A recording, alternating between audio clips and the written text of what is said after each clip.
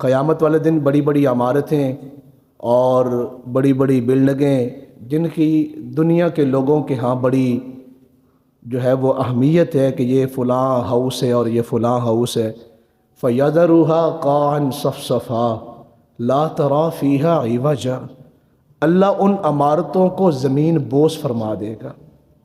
قیامت کے دن یہاں کوئی چیز نظر نہیں آئے گی، صرف مساجد ہی وہ عظیم عمارات ہیں، عظیم عمارتیں ہیں مسجدیں، جن کو عمارتوں سمیت اللہ اٹھا کے جنت میں داخل فرما دے گا۔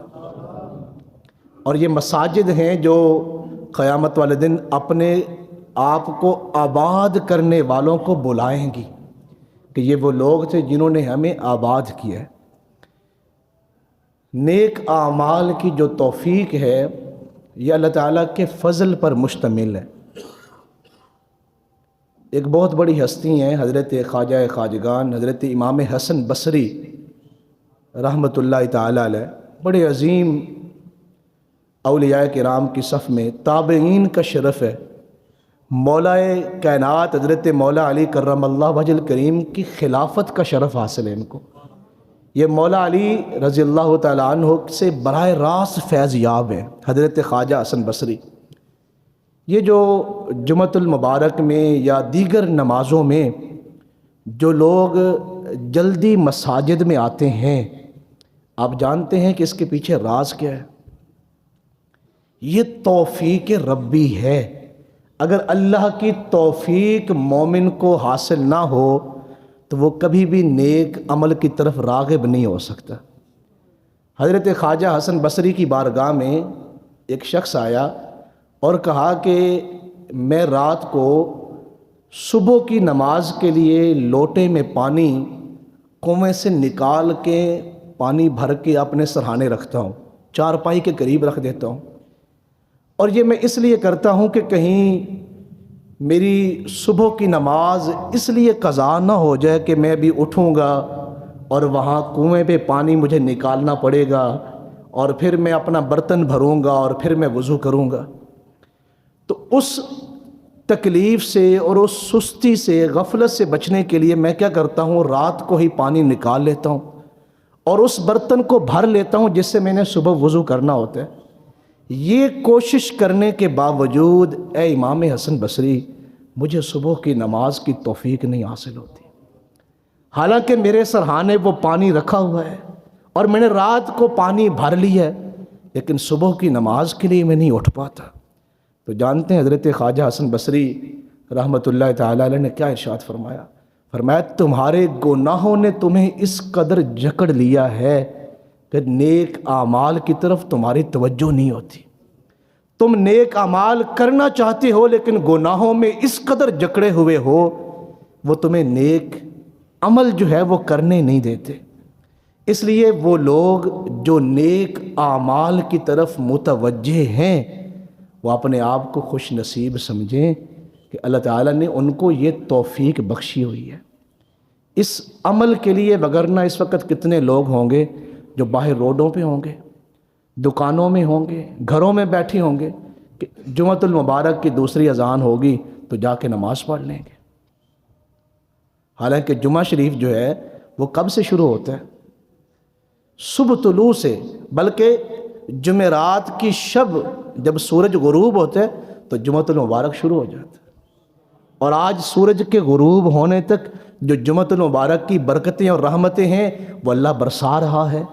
صرف یہ ہے کہ یہاں سمیٹنے والے لوگ کہاں ہیں، کون سمیٹ رہا ہے اور کون محروم ہے۔ تو اللہ تعالیٰ کا ہم جتنا بھی شکر ادا کریں وہ کم ہے کہ اللہ تعالیٰ نے ہمیں دنیا کی عام اور بری جگہوں سے بچا کے ایک ایسی جگہ پر بیٹھنے کا موقع نصیب فرمایا جہاں اللہ تعالیٰ کی رحمتوں کا نزول ہو رہا ہے۔ یہ شعبان المعظم کا آخری جمعۃ المبارک ہے۔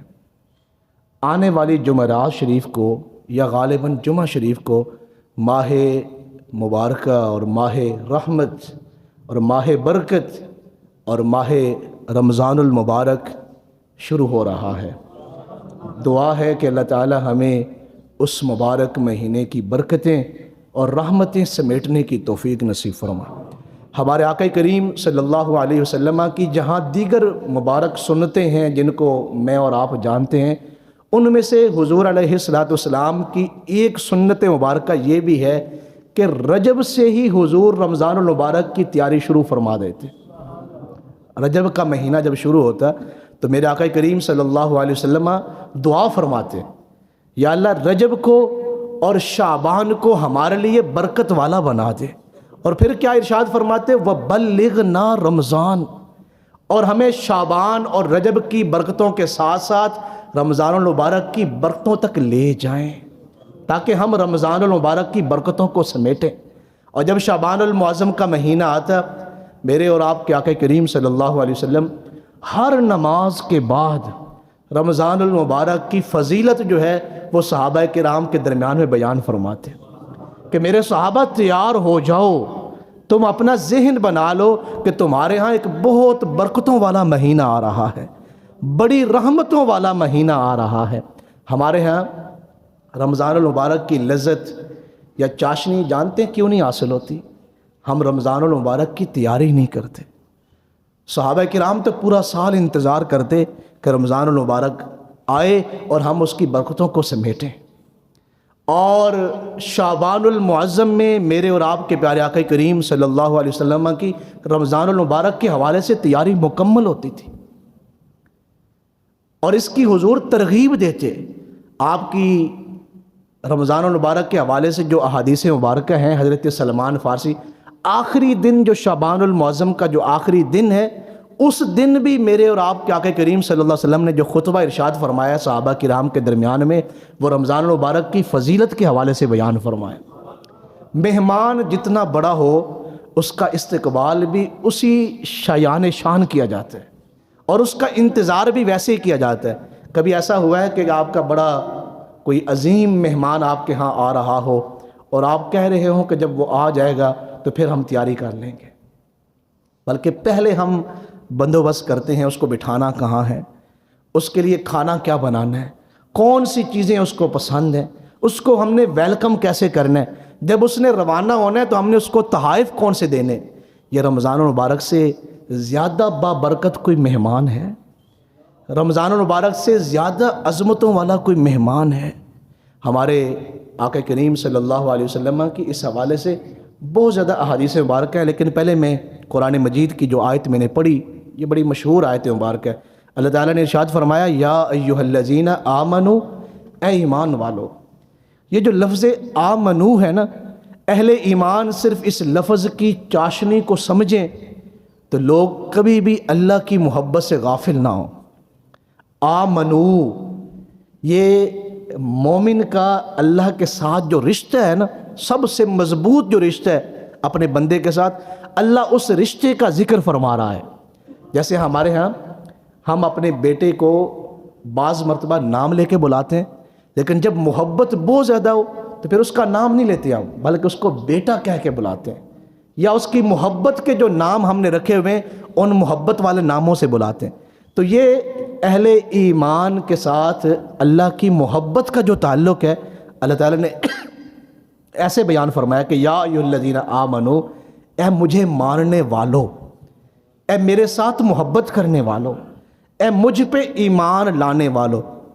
بنی اسرائیل کو صرف اللہ تعالیٰ نے ایک مرتبہ لفظ محبت سے بلایا تھا، یعنی بنی اسرائیل کے ساتھ جو اللہ تعالیٰ کا جو رشتہ تھا ان کا، صرف ایک مرتبہ اس رشتے سے بلایا اللہ تعالیٰ نے۔ تو آج تک یہودی اس ایک لفظ کو یاد کیے ہوئے اور کہتے ہیں کہ اللہ نے ہم سے محبت کے ساتھ کلام کیا ہے، اس لیے ہم نحن ابناء اللہ، ہم اللہ کے بیٹے ہیں، نعوذ باللہ۔ لیکن اہل ایمان کو یہ حضور کی امت کا اعزاز ہے کہ اس امت کو محبت کے ساتھ اللہ نے ایک مرتبہ نہیں، آمنو 88 مرتبہ بلایا ہے قرآن مجید میں۔ اے ایمان والو، اے ایمان والو، اے مجھ پہ ایمان لانے والو، اے مجھ پہ ایمان رکھنے والو۔ بندہ مومن کی جو سب سے بڑی دولت ہے، جو سب سے بڑی کمائی ہے، وہ اس کا ایمان ہے۔ صحابہ کرام رضوان اللہ علیہم اجمعین نے اپنا سب کچھ کس چیز کی بنیاد پہ چھوڑا؟ ایمان کی بنیاد پہ۔